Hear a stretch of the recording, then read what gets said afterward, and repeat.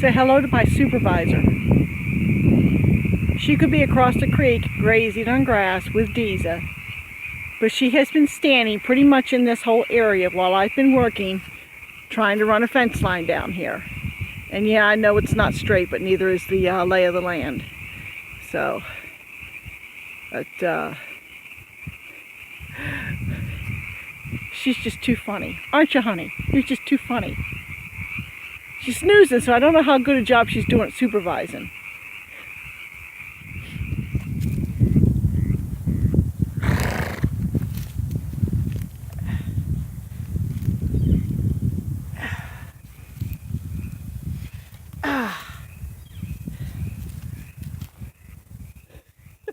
Is there anything in that house?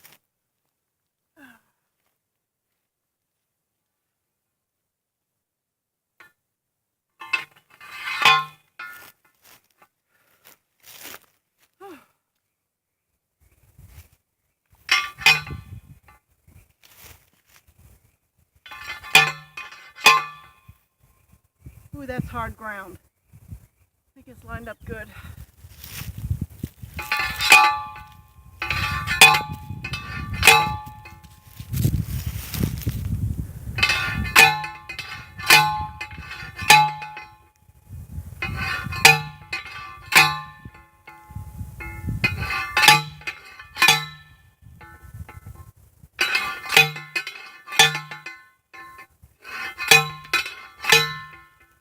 Alright, I think that's good.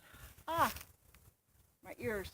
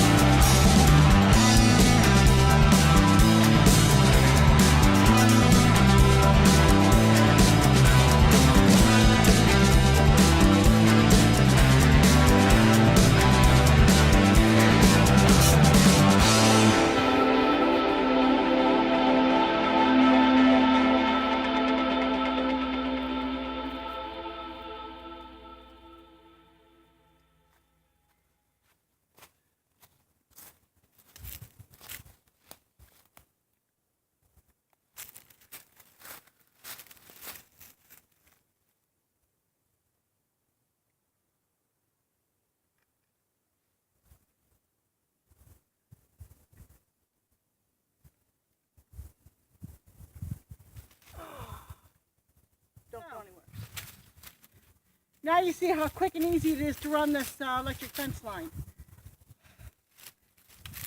Yeah, the hardest part is getting all the insulators in, pounding the rebars in. Now, let me talk to you about rebar versus T-posts. I have used so far in putting up a fence, some of it not necessarily here, okay. Wooden posts, T-posts, trees, rebar. That is what I have used so far in my history of doing fencing. Okay. So far, the easiest have been screwing insulators into trees, which the drawback to that is there's not always a tree where you need one. And, you know, I don't know whether or not it's ideal for the tree or not. From what I understand of tree anatomy, one little screw is not going to hurt it that much. Okay? No more than anything else. And it's not like anything else is going to go in there. It still live. It's not going to die from it. So, it's fine. But you use what you got to use. T-post versus rebar. T-posts are more rugged. Okay? They'll stand up to a lot more abuse, I think. The drawback is that it takes a lot of effort to get them in the ground. Now, if you have a tractor and you can push them in the ground with a tractor, you know, as I've heard some people do, that's fine, wonderful. I don't have a tractor. And even if I did, I don't know if I could get down here where I need to run a fence line. Okay? Maybe I could, maybe I couldn't. I don't know. The rebar. It's very easy. All I need is my little sledgehammer. And actually, I could probably use a regular hammer if I had to. But I got that little sledgehammer, and it works great. It works great. I can lug it with me. It's a lot lighter than the T-post driver. But you know, for running just a line, rebar. That's, unless I can find any major fault with it, that's what I'm going to go with. Drawbacks. Well, the insulators for them, there's none that go on the top. Okay, there's none that kind of clip onto the top. So, you know, the possibility of it sliding down, it's there. I don't know how real of a concern it is. It might be a real concern. I don't know. So this is the first time I've used a rebar, so I really don't know. Time will tell. Also, there's danger of, you know, that rebar could impale an animal if it comes down on top of it. But then again, so could the T-post, which is why I have the caps on some of them. The horses I have, they don't rear up. I think I've seen Honey rear up once. Okay? No. When the farrier's doing her feet and tucks her front feet under him, and she doesn't like it, and I've seen her rear up for that. That's the only thing I've ever seen her rear up for. She's nowhere near in danger of impaling herself on the T-post.